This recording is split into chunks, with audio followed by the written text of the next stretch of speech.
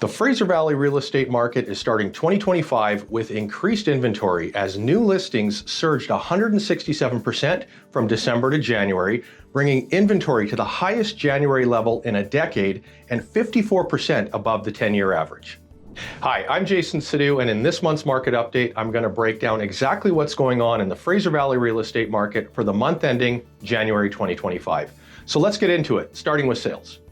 In the month of January, the Fraser Valley Real Estate Board recorded 818 total home sales, which is down 17% from the month of December and is also down 12.8% from January of last year.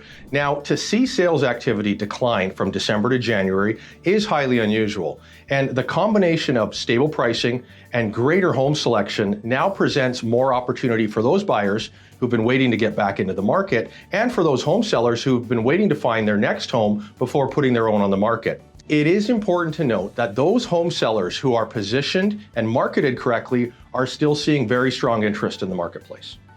New listings. As I mentioned earlier, new listings have jumped 167% from December to January, with 3,432 new homes being added to the market. It brings total active listings to 7,251, which, as I mentioned, is the highest January level in a decade and 54% above the 10-year average. The sales to active listings ratio for the Fraser Valley is now at 11%, indicating an overall buyer's market, with detached homes firmly in buyer's market territory.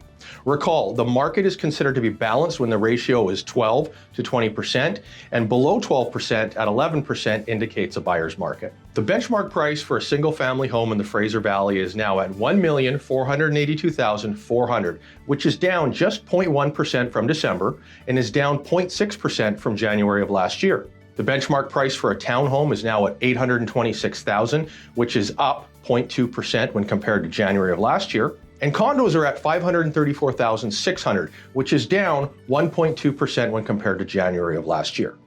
So what does all this mean? Well, for now, it appears the market is in a bit of a holding pattern.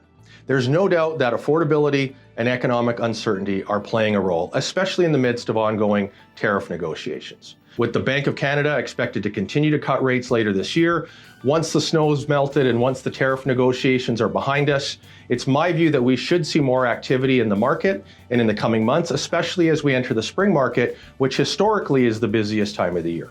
Now, if you're considering a move in 2025 and you're curious how this changing market has affected your home's value, I encourage you to give me a call or send me a text at the number below to receive a complimentary, no obligation, over-the-phone home valuation. So that's your market update for the month ending January 2025. Reach out to me if you have any questions whatsoever. Thanks so much for watching, and I'll see you next month.